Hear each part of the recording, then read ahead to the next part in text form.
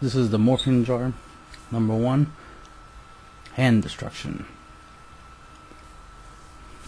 Let's say you go first, and this is what your first hand looks like. You have Morphing jar 1, Force Requisition, Book of Eclipse, and 2 Desert Sunlights, and a needleworm.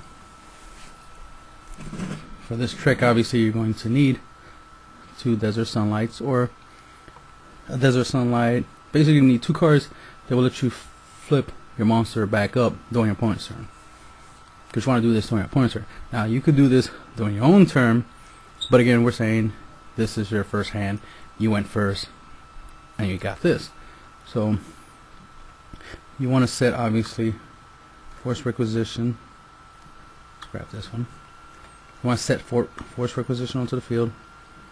You want to set both Desert Sunlights and Book of Eclipse.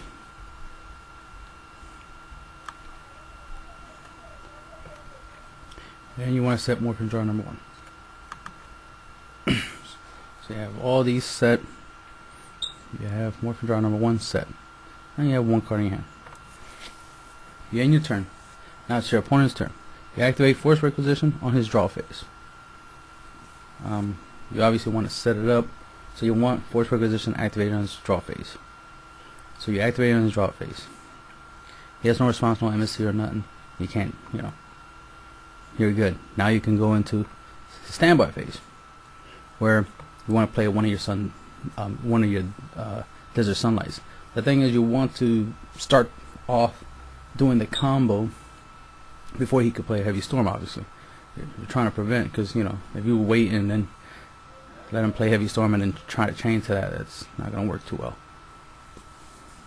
Because you want Force Requisition to be on the field, and if he plays Heavy Storm will resolve before Force Requisition, could do his effect, because it'll destroy Force Requisition, and then you lose the opportunity to neg your opponent's hand. So your opponent has 6 cards in his hand. Obviously, you play Desert Sunlight. Desert Sunlight resolves, flips Morphing jar number 1, and we're still in the standby phase. His effect activates. You and your opponent discard your hands. Since you discarded one card, after the resolution of Morphing jar 1's effect, he will have to discard 1 card. So you discard your card, and you draw 5 cards from your deck, just like by the effect. Let's grab that. Alright, so now you have 5 cards in your hand. This resolved. Alright, so now you got Morphing jar number 1 face up in defense mode. It resolved. Your opponent has 5 cards. He had a neg 1, so he has 4 cards in his hand. He gets to choose which one he gets rid of. Now we'll pretty much end up in main phase. So now we're in main phase 1. Then you can activate Book of Eclipse. Still, we're trying to, get this to happen before too many responses, before he can push out something, So you activate Book of Eclipse to put Morphing jar face down. It could also be Book of Moon. Since you got 3 Eclipse, obviously 3 Eclipse, 1 Book of Moon, that's 4 chances you have of putting Morphing jar number 1 face down. So I play Book of Eclipse, put Morphing jar face down.